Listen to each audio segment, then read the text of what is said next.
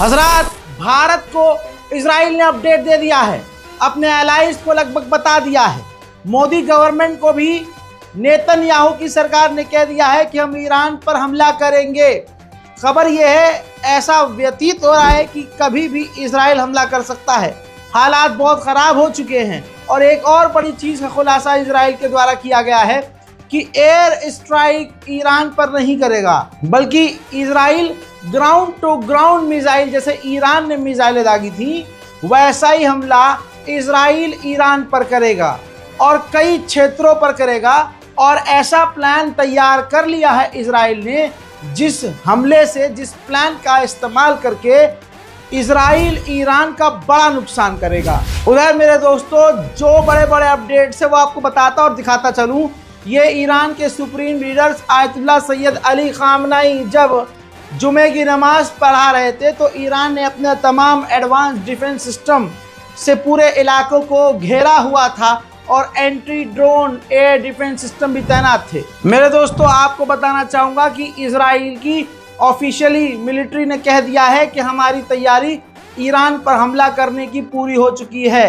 उधर बाइडेन ने कह दिया है कि हमारे फाइटर जेट इजराइल का साथ तो नहीं देंगे ईरान पर हमला करने में, लेकिन इंटेलिजेंस और सैटेलाइट सपोर्ट हम इजराइल को देते रहेंगे। हज़रत मोहतरम, हमारे ही कौम में बैठे हुए यजीद की नस्ल से जो पैदा हुए मुसलमान हैं तथाकथित, वो कह रहे हैं अरे इजराइल पर ईरान ने हमला किया तो क्या हुआ, एक भी नहीं मरा।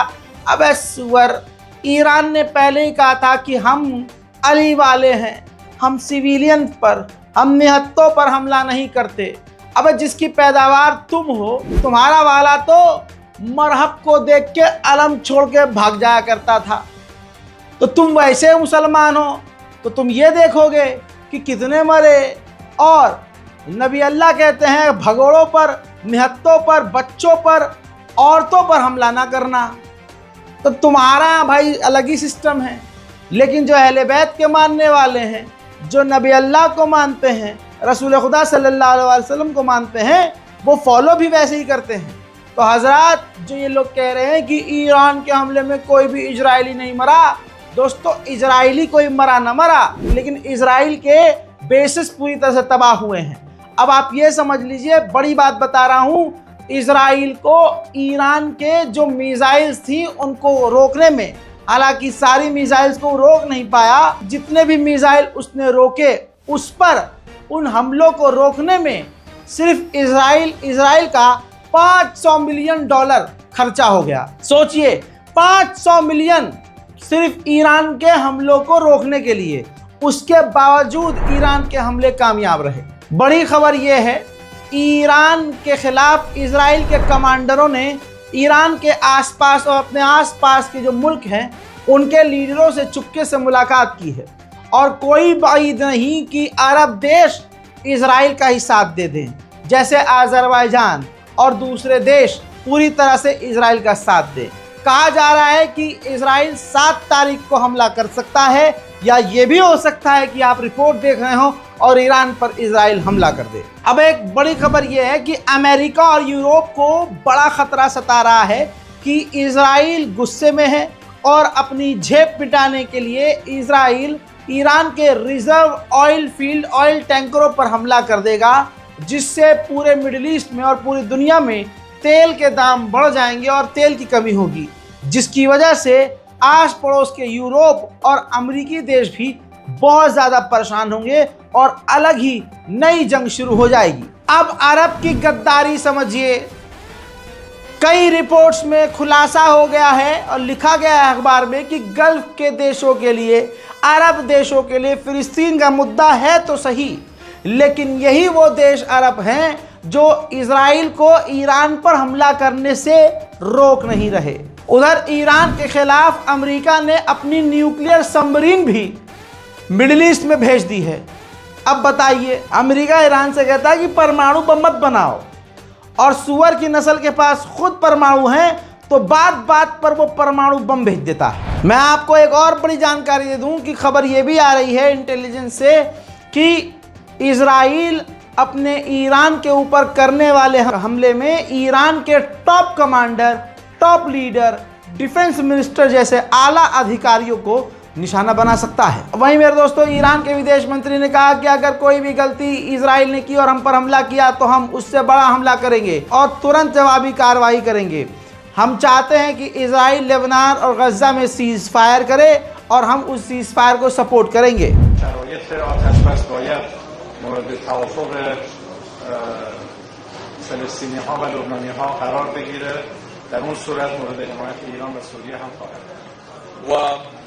شروط إطلاق النار يجب أن تكون مقبولة من قبل الفلسطينيين واللبنانيين، وحينها ستدعم إيران وسوريا هذه الجهود.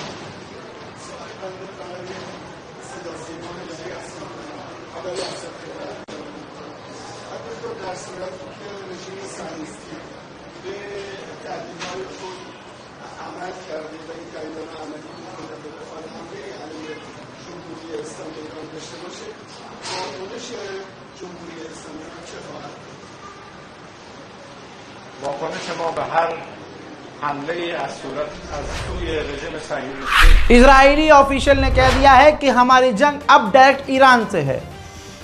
हम ईरान का सामना कर रहे हैं। हमारी इजरायली फौज हर तरह से ईरान का सामना करने के लिए, ईरान से जंग लड़ने के लिए तैयार है। उधर समझ लीजिए, इजराइल को यकीन है कि अगर ईरान पर हमला करेंगे हम तो काफ़ी सारे देश इजराइल का साथ देंगे। बिल्कुल सही बात है। खैबर की जंग में दिखने वाले मुसलमान जो मर्द दिखते थे हैं, और 40 दिन की जंग थी, यहूदियों से जंग थी। अपने किले के अंदर यहूदी थे, रोज उनका एक हैवान सामने आता था और रसूलुल्लाह की फौज जाती थी, वो उनको मारते थे। मतलब वो सामने से देखकर, ये रसूलुल्लाह के साथ वाले तथाकथित मर्द देखकर ही भाग आते थे। और जो परचम लेके जाते थे, कई तो ऐसे थे परचम फेंक के आए थे, उनकी हवा संट होती थी। और आखिर में अली को बुलाया।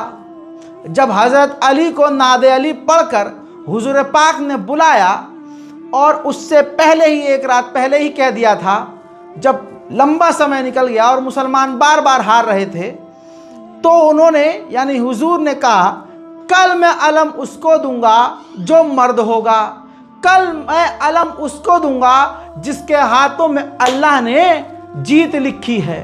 दोस्तों, फिर सारे परेशान हो गए कि यार अब अलम हमें मिलना चाहिए। थे तो वो सभी मुसलमान तथाकथित, लेकिन थे तो ऐसे ही कि यहूदियों को देखकर भाग जाया करते थे। जब वो जाते थे लड़ने के लिए, और जैसे ही सामने से यहूदी पहलवान आता था तो सब कुछ छोड़कर भाग जाते थे। और या नबी अल्लाह, वो तो बड़े ख़तरनाक हैं। आखिर में रसूल खुदा ने किसको बुलाया? मौला अली को बुलाया। फिर क्या हुआ? मौला अली जाते हैं, कुछ ही देर के अंदर मरहब को बीच में से दो फाड़ के आ जाते हैं, दो टुकड़े हो जाते हैं, ऊपर से खैबर के दर को उखाड़ देते हैं। सब पढ़ा है ना आपने?